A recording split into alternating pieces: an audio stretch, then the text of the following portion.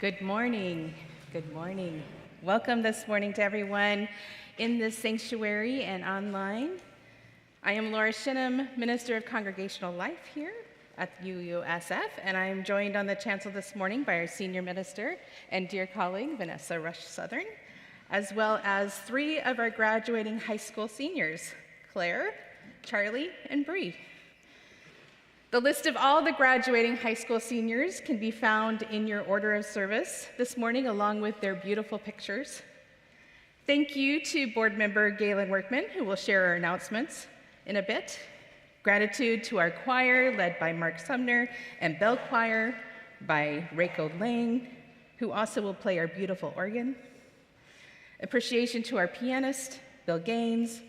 Gratitude to our tech team, led by the wonderful Director of Communications, Jonathan Silk.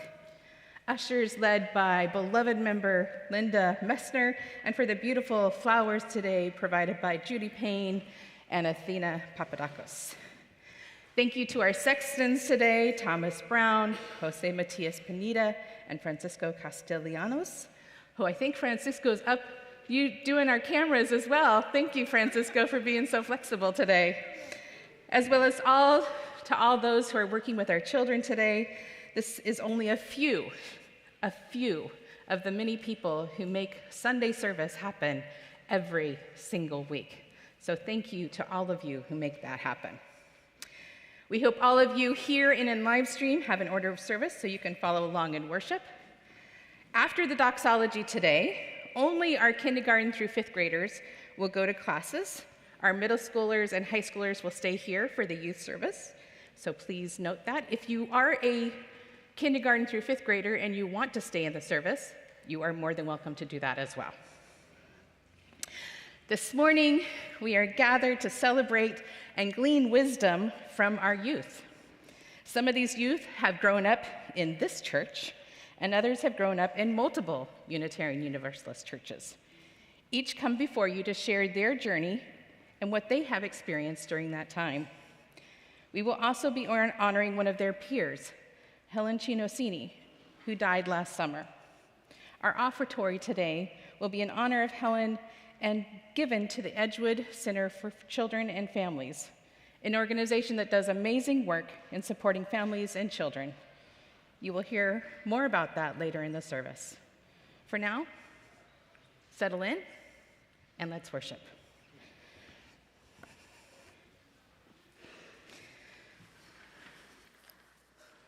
Please join me as we say the words of our chalice lighting. Those of you joining us via live stream, if you have a chalice or a candle available to you, to light your own as we do so. Let's say the words printed in your order of service. We light this chalice for the light of truth, the warmth of love, and the fire of commitment. We light the symbol of our faith as we gather together.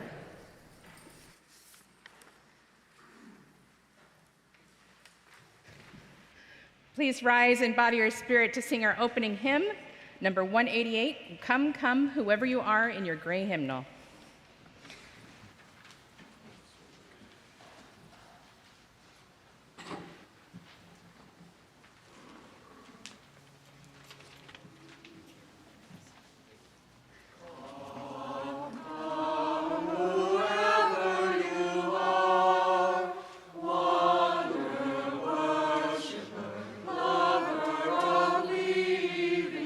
Ours is no care of that.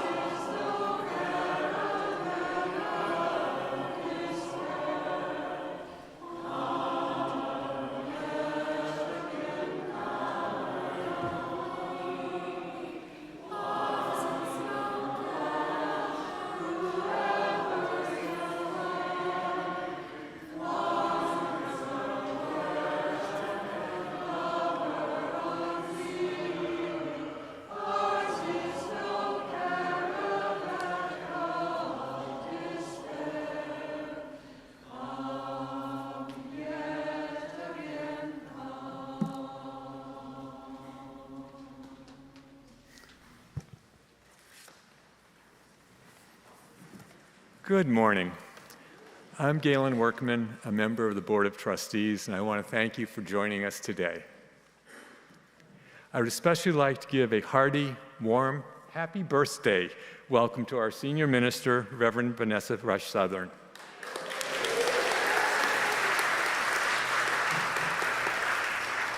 My present to you will be not sing happy birthday, but we all wish you a great day. If this is your first time joining us in person, or if this is your first time watching us on live stream, thanks for tuning in. If you'd like to receive a copy of our weekly email newsletter, which includes a link to the order of service and Sunday live stream, you can fill out one of our yellow connection forms.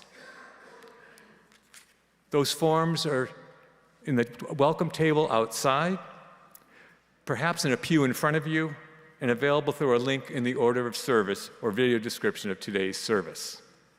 And first, I'd like to invite Emma Wakeling, Membership and Young Adult Coordinator, up to make an announcement. Thanks, Galen. Hi, everyone. Good morning. My name is Emma. I've recently joined the staff team as Membership and Young Adult Manager, and I just wanted to invite anybody who is new or newer or new-ish to the church today to our newcomer orientation. It's after service at 12:30 in the FARS room. It's a bit of a maze to get there, so I'll just be waiting in the gallery to help everyone find it.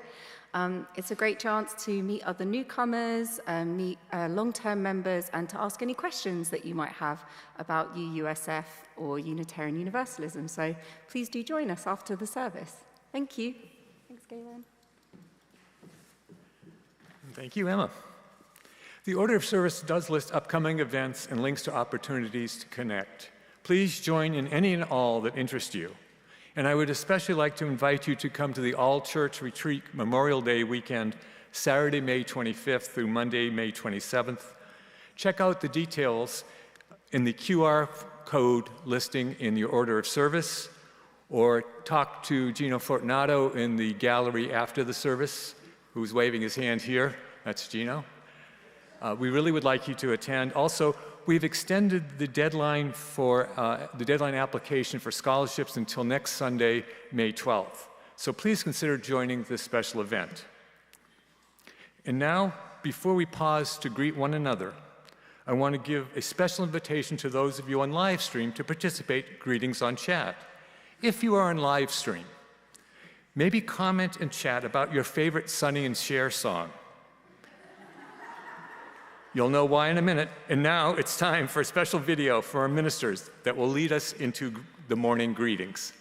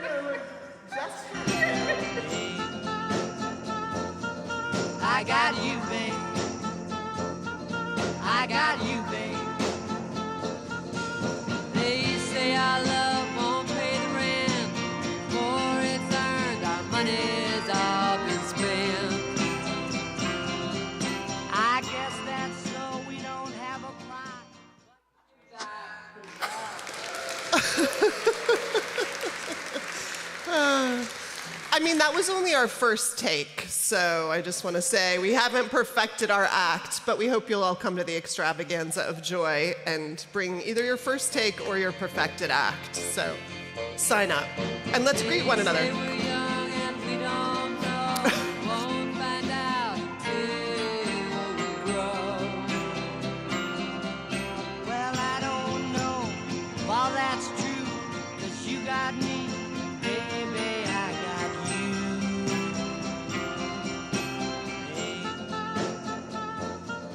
I got you, babe. I got you, babe. They say our love won't pay the rent, for it's earned, our money's all been spent.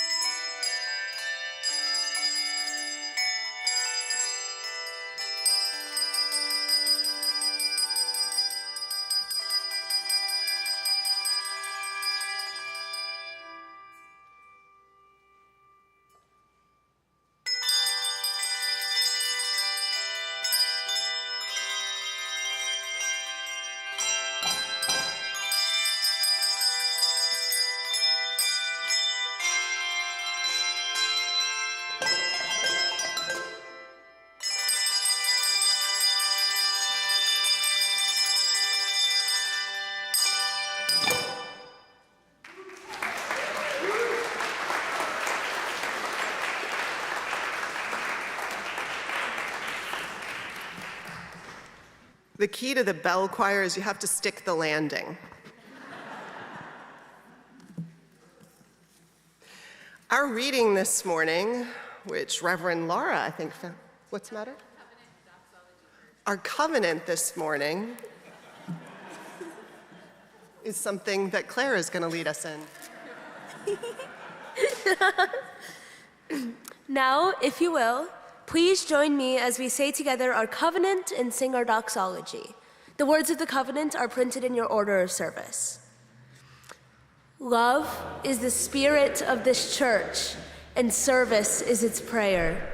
This is our great covenant, to dwell together in peace, to seek the truth in freedom, and to help one another.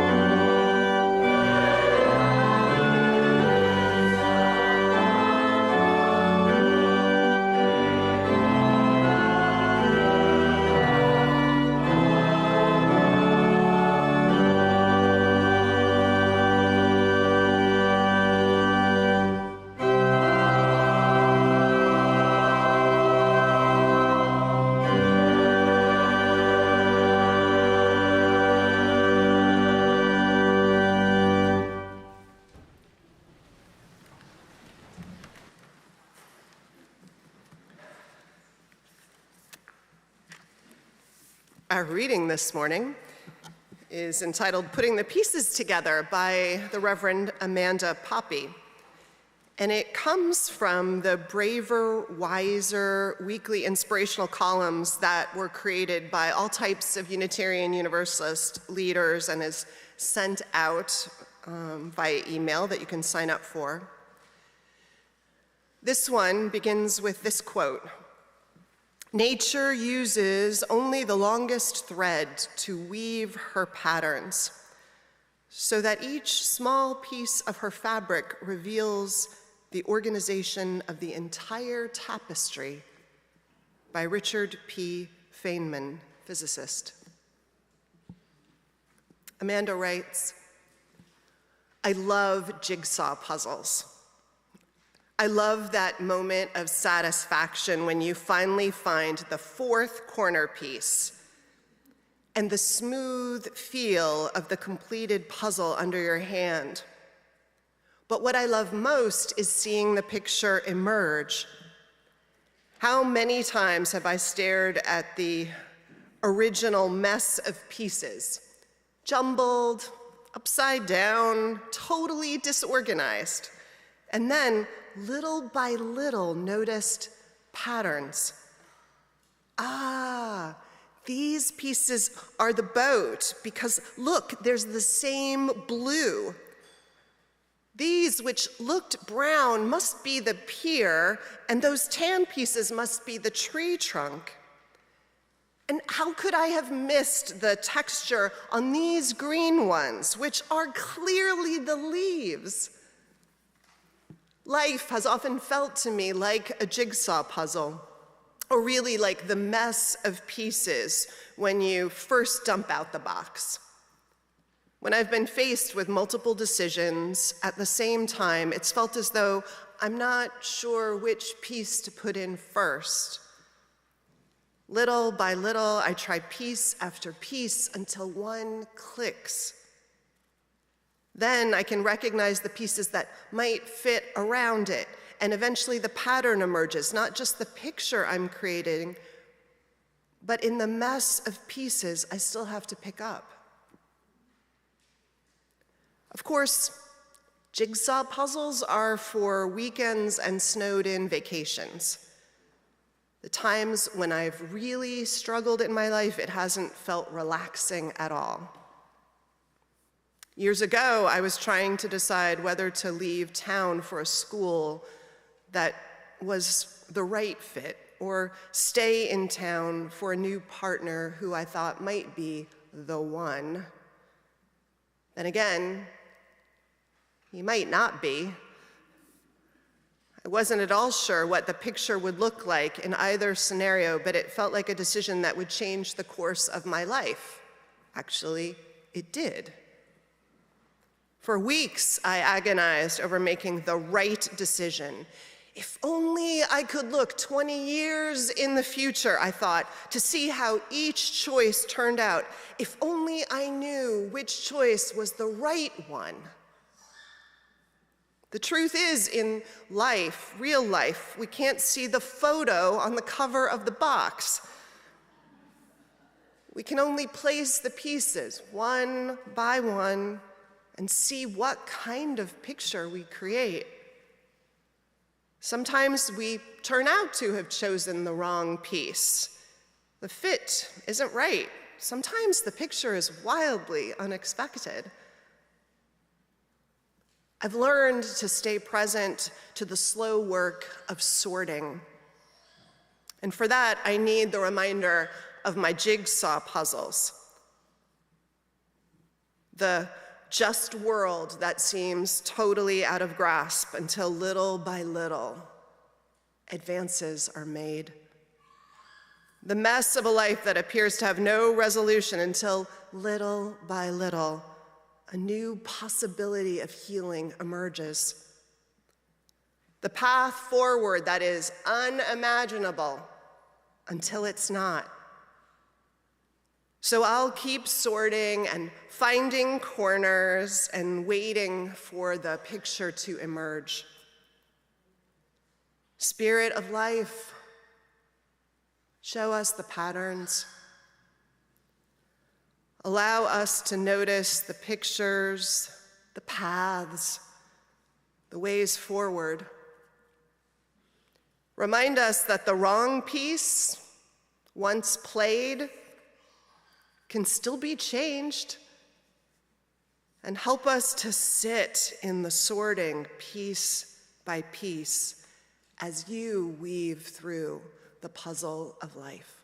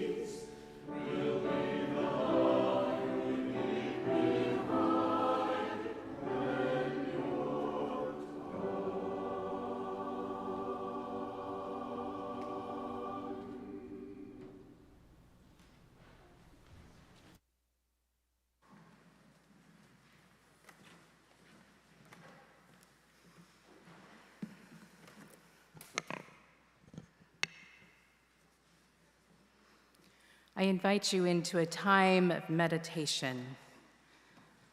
Settle into your seats. Plant your feet firmly on the ground. Take a deep breath in and out. Let your body settle.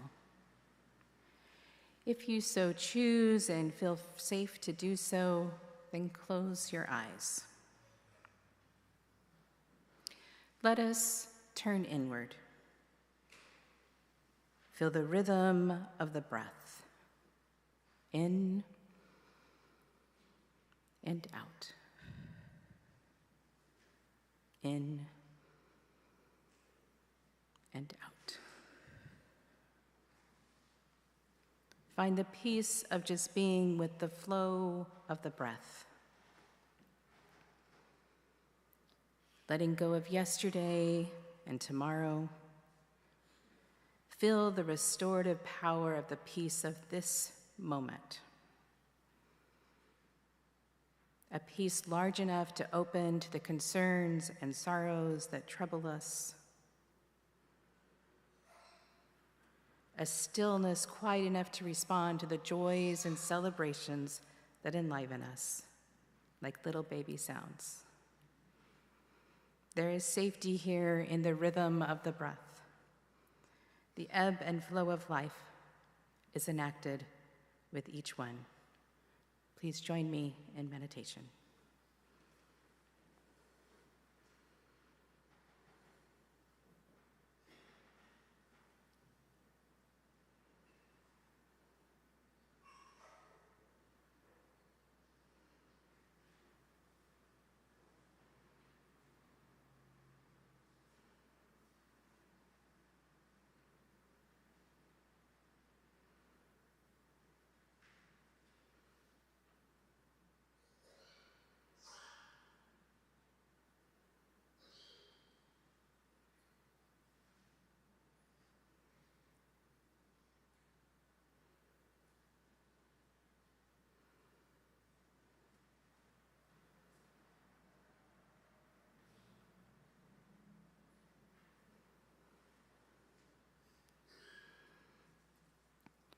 May we each return to our breath when we are in need of peace, stillness, safety, and a connection to the ebb and flow of life. May we be reminded all are worthy of this groundedness and strive to provide that space for all. Amen.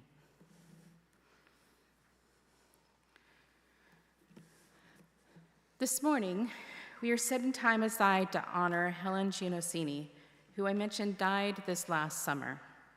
Helen grew up in this church along with many of our high school seniors. Her mom, Sarah Beth, taught in our classrooms. Her absence has had a profound impact on how those in her cohort experienced church over this past year. It has been painful to be in this space without her. Some of those youth want to share with you their memories of Helen this morning.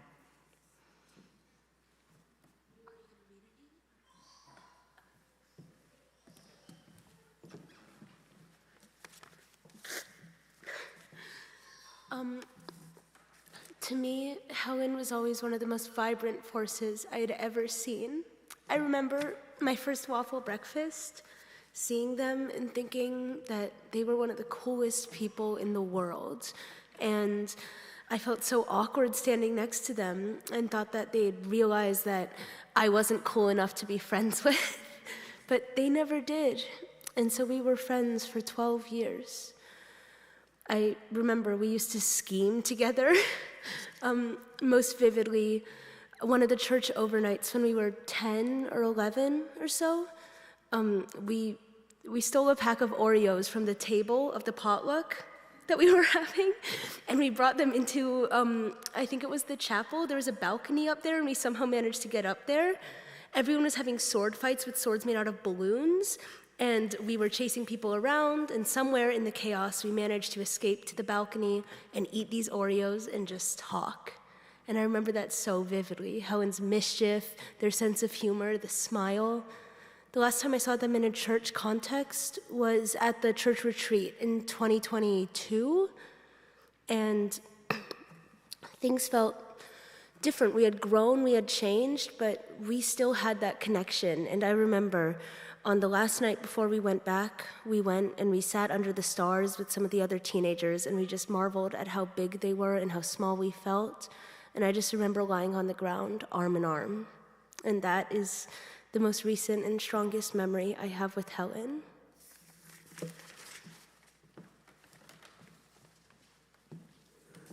Thank you, Claire. So I've been going to this church since I was 6 years old, and when you're a teenager, when you're 10, 11, going to church at 11 a.m. on a Sunday morning isn't always your first choice. So sometimes, admittedly, I would go to my class, kind of not really want to be there, but every time I was there, I would always see Helen, and they just had this joy and just this energy that lifted the whole room. And every time they would talk or I'd get in there and I'd just see them with their infectious smile, I would instantly want to be there. And all my I kind of want to be somewhere else. I want to be with my friends. I want to be watching football would all go away. And she always made me feel super welcome in the community.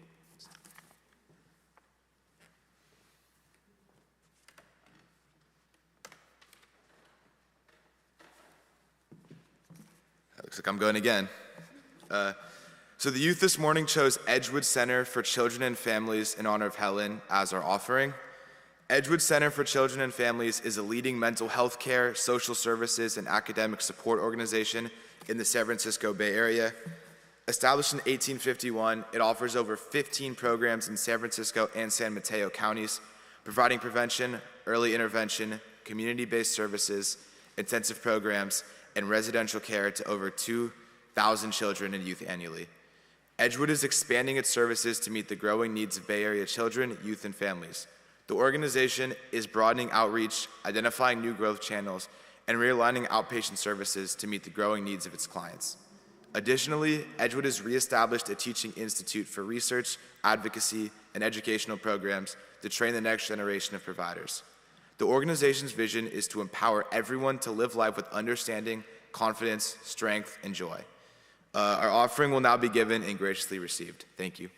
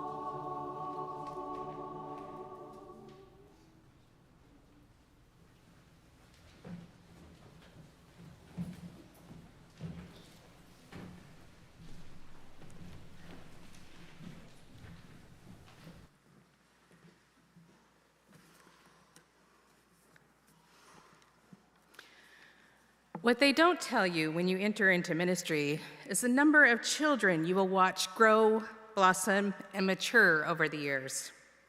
That not only are you marking the years by how long you have been in ministry, but also how many children turn into adults and are launched from the congregation you serve. Although most of the teens in this cohort I have only known briefly, some a bit longer, and one specifically for their whole life, it has always been a privilege and an honor to be a witness to their wisdom, humor, and what they do with their lives. I am always blown away by what I learn and how extraordinary they are. Today you will hear from 3 of those students. One is currently directing a play, so I'm really glad that she was able to get here. Another recently went to the state capitol to advocate for arts funding in our education. And another is the student body president at their high school. They will share with you snippets of what was important to them growing up in a Unitarian Universalist church. First, we will hear from Claire.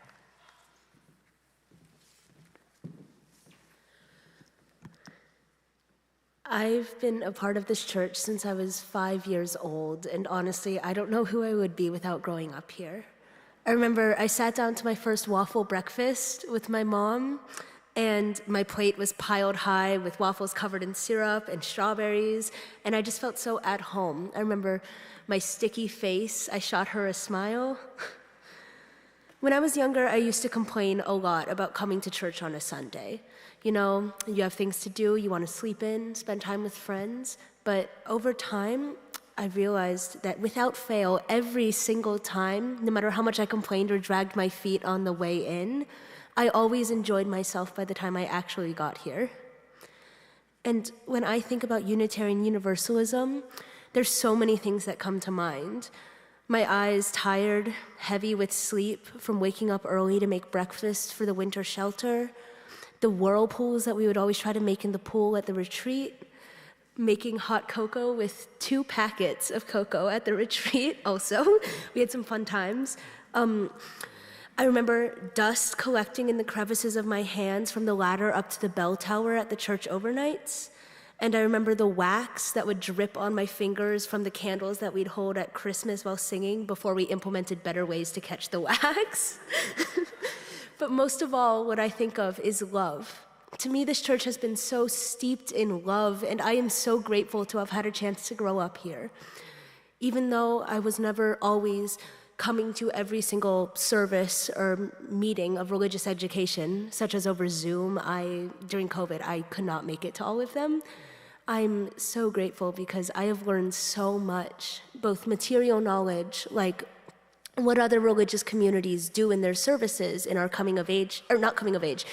neighboring faiths class, to discovering how to be a better, more well-rounded person. This church has fostered so much growth in me, and I know that no matter how much time passes without me coming back, when I finally do, after stepping into this new chapter in life, I will have a place here, and for that I will be eternally grateful.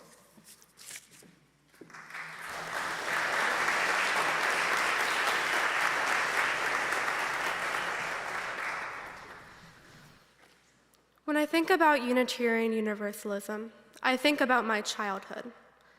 I think about the hot days spent in themed summer camps and the soft snowfall outside decorating the Christmas Eve service. I think about the religious education lessons catered to connecting the web of life and the literal webs of life made by spiders and the safety hazard that was our religious education building. I think about the sharp thorns from the roses I passed around at the start of every summer and the feeling of water running over the healed scars at the end of the summer. If there's one thing that this religion does well, it's letting kids rejoice in their shared youth. I attribute my connection to nature to the days at church spent plunging my hands into dirt and being scolded for climbing too high in the tree once again. Through my adventures, I learned that appreciating nature was more than just watching the plants from the Congregational garden grow. It was also the pain of stepping on a too sharp stick and skinning my knees and elbows from the latest bike crash. As I grew older, I saw the same give and take in how I appreciated Unitarian Universalism. I saw the disagreements in the church and the way that they could still be counted on to show up to the latest potluck. I honored the reverent space held during joys and sorrows. I went to more weddings than I did memorial services, and I saw how grief impacted the way people showed up for one another. But just like I had a congregation I could count on to hand me a Band-Aid despite the cut coming from my own shortcomings, I saw how the power of a covenant allows pain to heal through forgiveness and the acknowledgement that we are all living for the first time. This step into a new era of my life is scary, knowing that when I mess up, it requires more than a Band-Aid to heal. But what Unitarian Universalism has taught me is that the worth and dignity of every person extends even when they fail.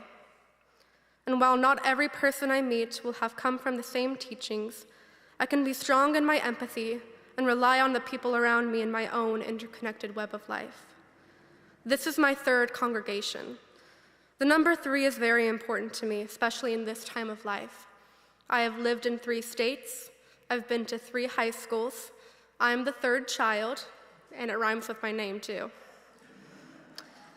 While I did not grow up here, I thank you for being my 3rd, and for being with me as I step into the next chapter of my life. Thank you.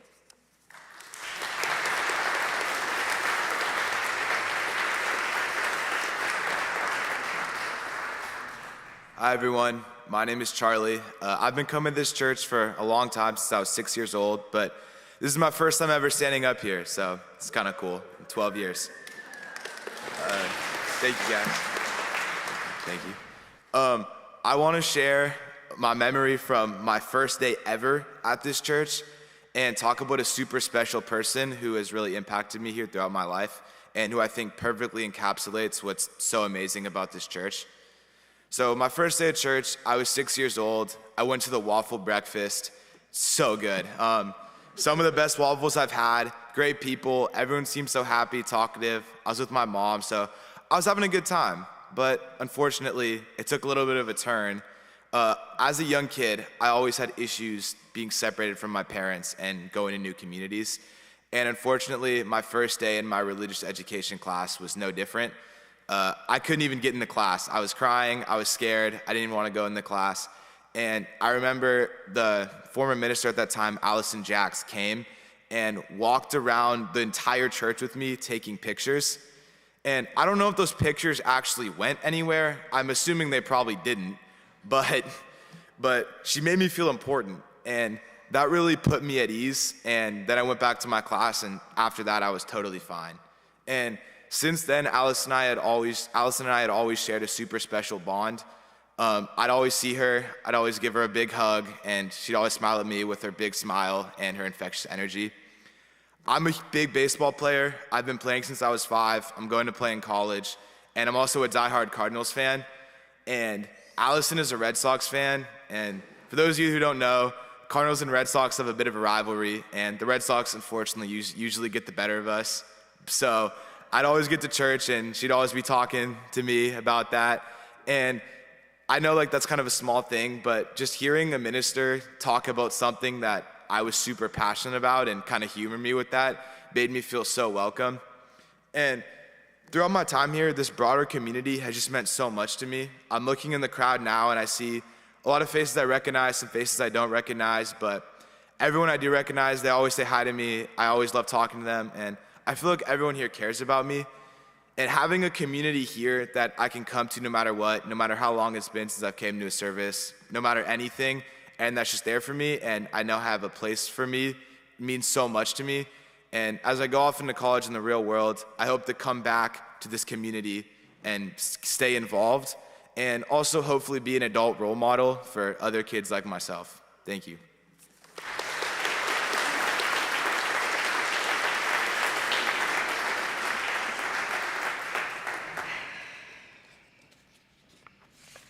Again, blown away, right? Blown away. Can I just say before we start that it's such a bummer that you're leaving when people are talking about having a church baseball team finally? And we could totally have a ringer and beat those Presbyterians and Lutherans, just crush them, you know? Sorry, more important things. We're not competitive at all. I would then like to invite our graduating seniors up to receive a gift from the congregation. So if you're a graduating senior and in the sanctuary, come up. If you're a parent of a graduating senior and that senior isn't here, I invite you to come up to receive their gift as well.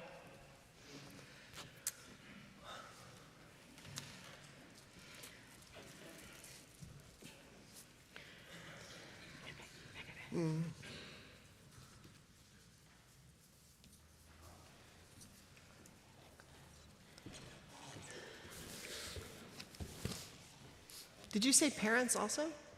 I said if their graduating senior isn't here, they get to get the gift. For them. Oh, good. No, Gino is graduating. It took him a while. Yeah, it's good. Good job. Yeah. This morning, you all have shared your wisdom about the journey you had in growing up in Unitarian Universalism and the spaces that are Unitarian Universalist around the country, some of you. Your words, your memories, your experiences, and if you didn't speak, your presence, has all enriched this congregation, this community. It's given us nourishment, what you said today, for the days ahead and for continuing to build and nurture this community. So we want to pass on a little bit of wisdom and nourishment for you. We have asked parents, guardians, chaplains, board members, staff, and so many more to share with you their wisdom, and for some, even some important tools for your journey ahead. We have captured them in these beautiful boxes donated by longtime member Mary Castiglia and made by her son Chris Castiglia. Thank you so much. We hope these words and tools will provide you with nourishment for the days ahead of you. So each of these boxes contain the same exact thing. So what I'm going to ask Vanessa to do is to pick a name, and that person gets to come pick a box. All right, so I wasn't going to assign anybody boxes. That just wasn't going to be happening. So when your name is called, you get to come pick your box. Charlie. Pick anyone? Pick anyone. They're all the same. All right.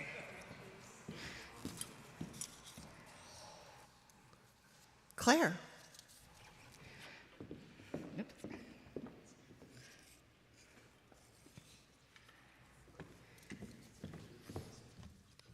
Graham.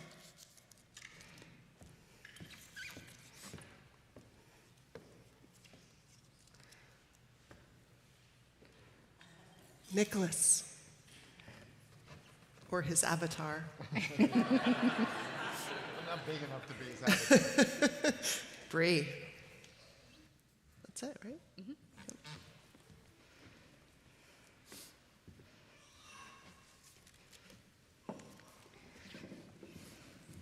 Some of our seniors weren't able to join us today because they were working or had other commitments, but these boxes will get to them. Charlie, Bree, Graham, Claire, and Nicholas's avatar. As you step forward into your next chapter, we send with you our fondest hopes and blessings.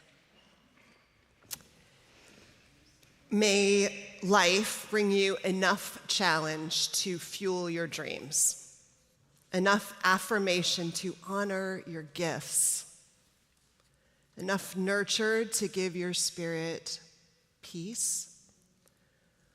Believe in your vision, follow your dreams, and know always that when you return to us, you will find here the hands of friends and fans. Blessings as you go. Let's welcome and celebrate our seniors.